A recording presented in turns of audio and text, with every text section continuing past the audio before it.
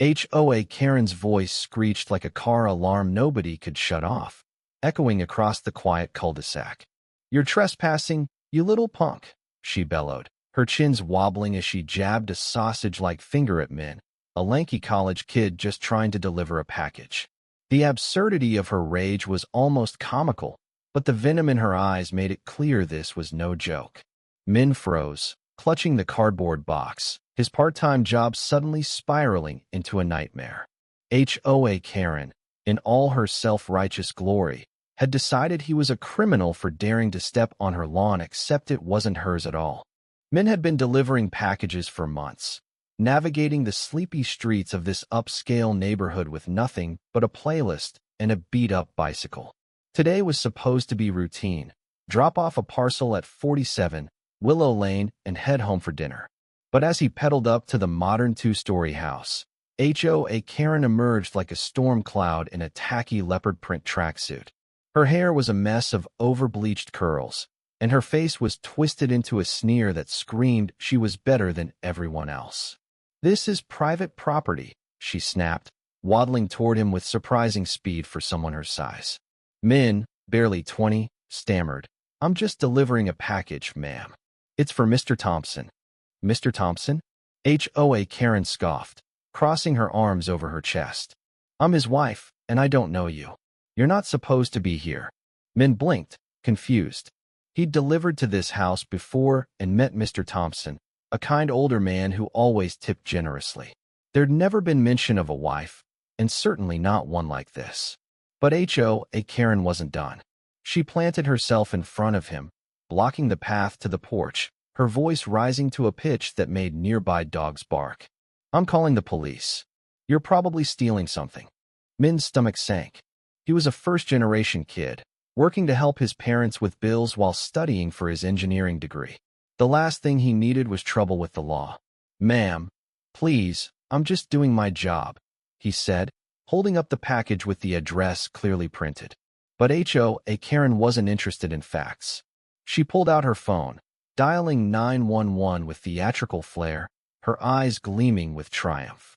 "Yes, hello, there's a trespasser on my property," she barked into the phone, glaring at Min like he was a roach she'd caught in her kitchen. The neighbors started to gather, drawn by the commotion. Mrs. Alvarez from next door peeked over her hedge, her brow furrowed.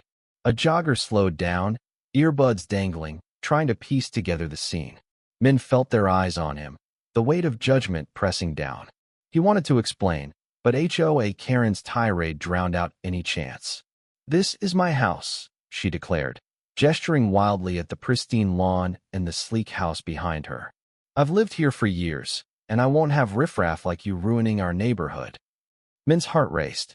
He knew he hadn't done anything wrong, but the way HOA Karen spun her story made him sound like a criminal.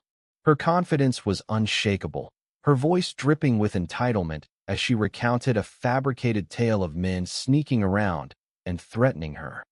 The lies piled up, each one more outrageous than the last. She even claimed he'd tried to break into the garage, though Min hadn't gone near it. He stood there, clutching the package, feeling smaller with every word she spat. The police arrived within minutes, 2 officers stepping out of a cruiser with calm, professional demeanor. Officer Reyes, a stocky woman with sharp eyes, approached first. "What's going on here?"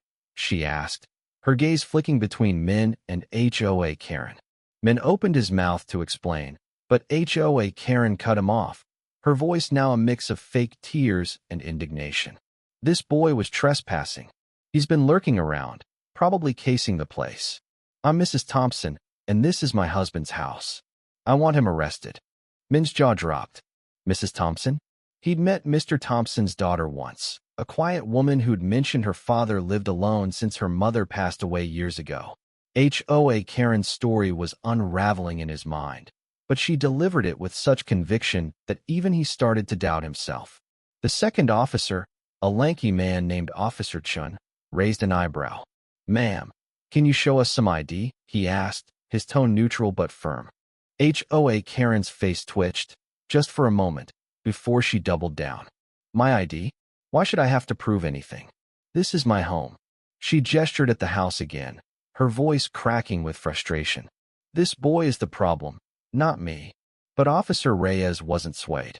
She repeated the request, her hand resting casually on her belt. Min, still holding the package, quietly handed over his delivery ID, explaining his job and showing the address on the box. The officers nodded, taking note. The crowd grew slightly, now 4 neighbors watching from a safe distance. Mrs. Alvarez whispered something to the jogger, who shook his head in disbelief. HOA Karen's performance was starting to crack. She fumbled in her purse, muttering about misplacing her ID, her cheeks flushing as she realized the officers weren't buying her story. "I don't need to show you anything," she snapped, her arrogance flaring. "I'm the victim here." That's when Mr. Thompson himself appeared at the front door, drawn by the noise. He was in his late 60s, wearing a flannel shirt and glasses, looking bewildered. "What's all this about?" he asked, stepping onto the porch. His eyes landed on HOA Karen, and his confusion deepened. "Who are you?" he said, his voice sharp with suspicion. HOA Karen froze, her mouth opening and closing like a fish out of water. "To your wife," she stammered, but the lies sounded pathetic now, crumbling under the weight of reality. Mr. Thompson's face darkened. "My wife died 5 years ago," he said coldly. "I've never seen you before in my life." The crowd gasped. Min felt a rush of relief, but also a pang of pity for HOA Karen, who was now visibly panicking. Officer Chin stepped forward, his voice steady. "Ma'am, we're going to need you to come with us to verify your identity." HOA Karen's bravado vanished. She started to back away, muttering excuses, but Officer Reyes gently but firmly took her arm. "Let's not make this harder than it needs to be," she said. As the officers led HOA Karen to the cruiser, her protests grew weaker, her voice a pathetic whine. Min stood there, still holding the package, watching as the woman who'd tried to ruin his day was cuffed and placed in the back seat. The neighbors murmured, some shaking their heads, others pulling out phones to record the spectacle. Mrs. Alvarez approached Min, offering a sympathetic smile. "You okay, kid?" she asked. Min nodded, though his hands were still shaking. It turned out HOA Karen wasn't just a liar who'd been squatting in a vacant house down the street, pretending to belong in the neighborhood. She'd seen Min's delivery as an opportunity to flex her imagined authority, spinning a web of lies to mask her own insecurities. The police later found she had a history of fraud, using fake identities to scam her way into places she didn't belong. Her arrest wasn't just a consequence. It was a reckoning, a bitter end to her delusions of grandeur. Min delivered the package to Mr. Thompson, who apologized profusely and slipped him an extra tip.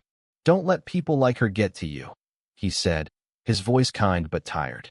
Min nodded, biking away as the cruiser's lights faded into the distance. The neighborhood settled back into its quiet rhythm, but the story of HOA Karen's downfall spread like wildfire, a cautionary tale about the cost of arrogance and lies. HOA Karen's screeching voice was silenced, but the lesson lingered. Entitlement doesn't make you right, and the truth always catches up. Min went home that night, hugged his mom a little tighter, and vowed to keep doing his job, no matter who tried to stand in his way. Sometimes, the world rights itself, one small justice at a time. The end.